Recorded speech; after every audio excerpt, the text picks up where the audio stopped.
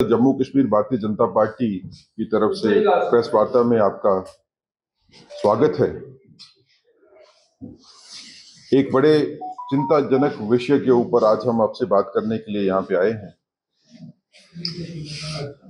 National conference के member parliament आगा रूहुल्लाह ने कल एक बड़ा खतरनाक बयान दिया जो उनके सोशल हैंडलर पे भी आया। उन्होंने कहा कि कश्मीर में टूरिज्म जो है ये कल्चरल इन्वेजन है। ये बड़ा एक चिंता का विषय है कि एक डेमोक्रेसी में इस तरह की बात जो है वो किसी ने रखी है, और जो आदमी ये बात करता है वो मेंबर पार्लियामेंट है नेशनल कॉन्फ्रेंस।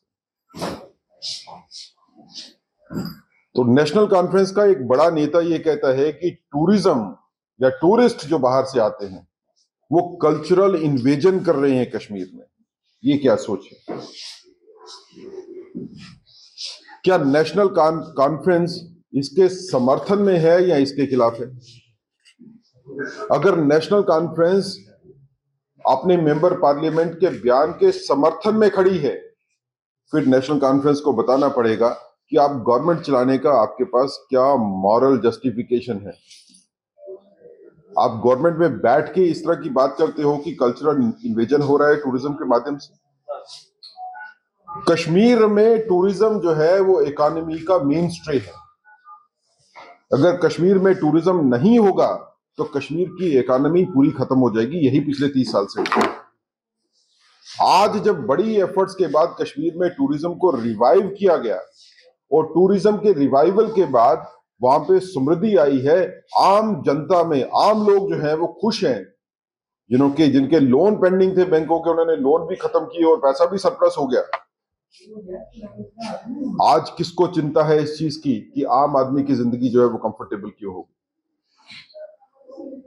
नेशनल कॉन्फ्रेंस का इतिहास है कि नेशनल कॉन्फ्रेंस वक्तन फवक्तन इस तरह के लूज कैनन पॉलिटिक्स में छोड़ती ही आई है। वो कभी अकबर लोन की शक्ल में जो असेंबली में बैठ के पाकिस्तान जिंदाबाद का नारा लगाते हैं, आगा सैयद रूहुल्लाह की शक्ल में जो अब ये कहता है कि टूरिज्म के माध्यम से कल्चरल इन्वेजन हो रहा है। ये इस तरह के जानबूझ के बयानबाजी जो है वो नेशनल कॉन्फ्रेंस की सीनियर लीडरशिप की तरफ से की जाती है। हम ये समझते हैं कि ये नेशनल कॉन्फ्रेंस के द्वारा पॉलिटिकल टेररिज्म की नई वेव है। आप लोगों को टेरराइज करना चाहते हो। जो टूरिस्ट कश्मीर में आता है, जो वहां पे एंजॉय करने के लिए आता है, लेजर के लिए आता है और उसके माध्यम से कश्मीर की इकोनॉमी को खड़ा करता है, आप उसको डराने धमकाने की कोशिश कर रहे हो। यही एक एफर्ट है जिसका आप वो भी शक्ल देखते हो कि टूरिस्ट के ऊपर जो है वो मिलिटेंट अटैक करते हैं। ये भी टूरिज्म के ऊपर अटैक है। ये पॉलिटिकल अटैक है टूरिज्म के ऊपर। और हम आपके माध्यम से उमर अब्दुल्ला साहब को कहना चाहते हैं और डॉक्टर फारूक अब्दुल्ला साहब को कहना चाहते हैं जो नेशनल कॉन्फ्रेंस को चलाते हैं कि अगर आप आगा सैयदुल्लाह के बयान से अगर आप इत्तेफाक नहीं रखते हो तो दिखना चाहिए, फिर आप उसके खिलाफ कार्रवाई करो, उसको निकालो अपनी पार्टी से। जो दहशतगर्दी को बढ़ावा दे रहा है, जो अराजकता को फैलाने वाले बयान देता है और फिर उसको आप पार्टी में भी रखते हो और आपकी पार्टी का मेंबर पार्लियामेंट भी बन के बैठा हुआ है। ये नेशनल कॉन्फ्रेंस जो है ये ड्रामा कर रही है। कभी वो आगा सैयद रूहुल्लाह जो है वो नेशनल कॉन्फ्रेंस के चीफ मिनिस्टर के खिलाफ बयान दे देते हैं, लेकिन उनके खिलाफ कोई कार्रवाई नहीं होती। भारतीय जनता पार्टी में तो ऐसा नहीं होता। अगर हमारे किसी बड़े से बड़े नेता ने भी इस तरह की कोशिश की होती, इस तरह के बयान देने की, पार्टी उनके खिलाफ इमीडिएटली कार्रवाई करती। तो नेशनल कॉन्फ्रेंस कार्रवाई इसीलिए नहीं करती है इस तरह की लीडरशिप के ऊपर और इस तरह के बयान देने वालों के ऊपर, क्योंकि इनको नेशनल कॉन्फ्रेंस का संरक्षण है। ये it is a matter of strategy. ये नेशनल कॉन्फ्रेंस की नई स्ट्रेटेजी है कि इसके माध्यम से कैसे समाज में डर फैलाया जाए। नेशनल कॉन्फ्रेंस ने पॉलिटिक्स ही डर की है। 1947 के बाद के हालात देखो तो नेशनल कॉन्फ्रेंस हमेशा डर की पॉलिटिक्स के साथ ही आगे बढ़ती रही।